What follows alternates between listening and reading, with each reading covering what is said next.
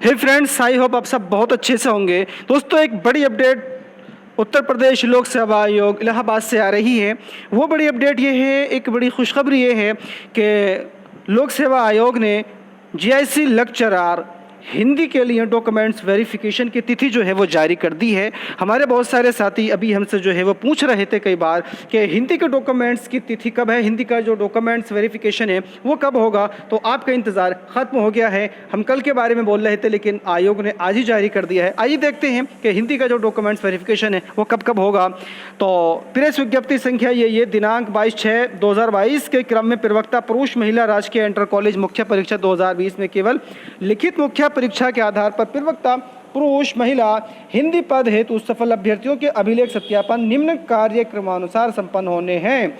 तो यहाँ पर डेट दे दी गई है, प्रवक्ता हिंदी पुरुष 27/6/2022। तो जीआईसी लेक्चरर हिंदी मेल का जो डॉक्यूमेंट्स वेरिफिकेशन है वो 27 जून 2022 को सुबह 10 बजे से होगा लोक सेवा आयोग के कार्यालय में, और क्रम संख्या 1 से 60 तक। इसके अलावा प्रवक्ता हिंदी पुरुष में 27 जून 2022 को 1:30 बजे से जो स्टार्ट होगा वो क्रम संख्या 61 से 98 तक, और प्रवक्ता हिंदी महिला यानी कि लेक्चरर हिंदी फीमेल का जो डॉक्यूमेंट्स वेरिफिकेशन है वो भी 27 जून 2022 को ही दोपहर 1:30 बजे से होगा, और क्रम संख्या 1 से 21 तक। तो ये कह सकते हैं कि लेक्चरर हिंदी जीआईसी मेल और फीमेल जो दोनों का डॉक्यूमेंट्स वेरिफिकेशन है, दोनों का जो अभिलेख सत्यापन है वो 27 जून 2022 को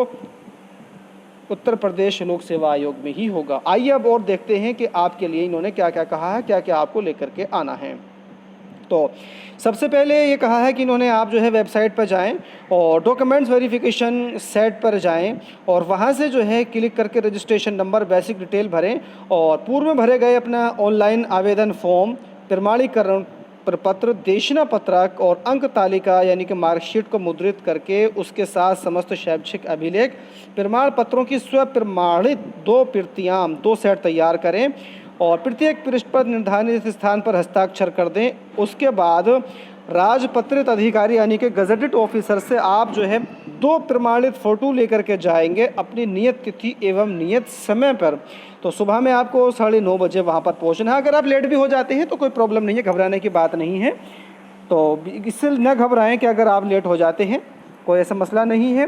एक बात और बता दूं, अगर किसी वजह से अभी अभिलेख सत्यापन की किसी वजह से आप नहीं जा पाते हैं तो आयोग एक बार सत्यापन के लिए डेट और निकालेगा, उसमें आप सत्यापन करा सकते हैं किसी वजह से अगर आप अब नहीं जा पाते हैं। लेकिन कोशिश कीजिए कि आप ज़रूर जाएं, आगे का मौका ना देखें।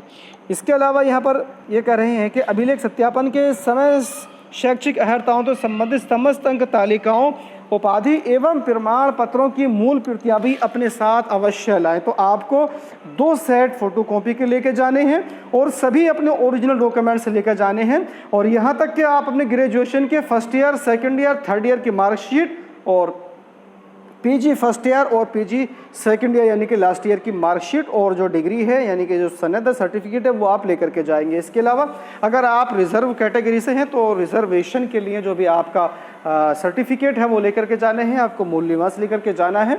तो और अगर कोई भी बात अगर आपको समझ में नहीं आती है तो आप हमसे कॉल पर पूछ सकते हैं। डिस्क्रिप्शन बॉक्स में जो है वो नंबर दिया गया है, और टेलीग्राम ग्रुप का भी जो है लिंक वहाँ पर है, तो आप उससे भी वहाँ से जोड़ सकते हैं। और आगे ये कह रहे हैं यहाँ पर कि उत्तर प्रदेश के आरक्षित वर्ग के अभ्यर्थियों के दावे के समर्थन में निर्धारित नवीनतम प्रारूप पर जारी किया गया जाति प्रमाण पत्र, अन्य प्रमाण पत्र, EWS के प्रमाण पत्र, ये जितने भी प्रमाण पत्र हैं आपको आरक्षण छूट से संबंधित वो हैं। इसके बारे में मैंने अभी आपको बता दिया है।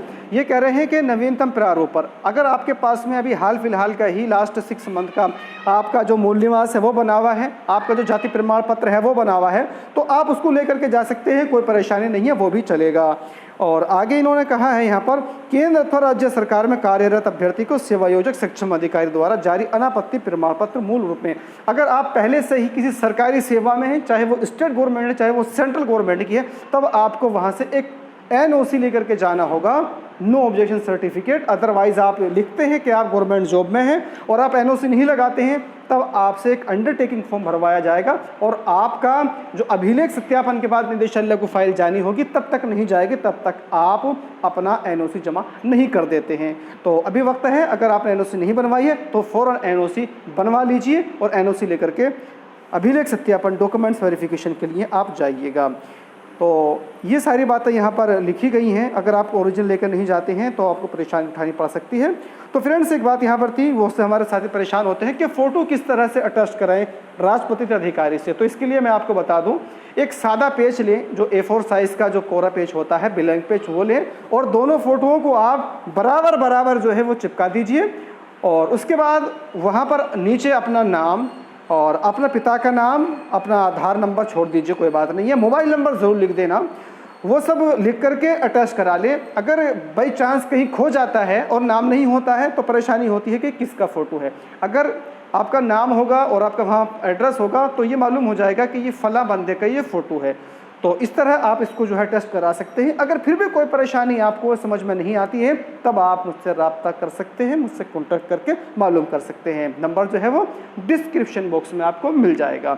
इसके अलावा इस रिलेटेड कोई भी आपकी प्रॉब्लम है तो बता दीजिएगा, आपकी प्रॉब्लम दूर की जाएगी। तो दोस्तों अगर ये वीडियो अच्छी लगी हो तो लाइक कीजिएगा, शेयर कीजिएगा और इसी तरह की दूसरी अपडेट्स पाने के लिए चैनल को सब्सक्राइब करना ना भूलिएगा। Thank you.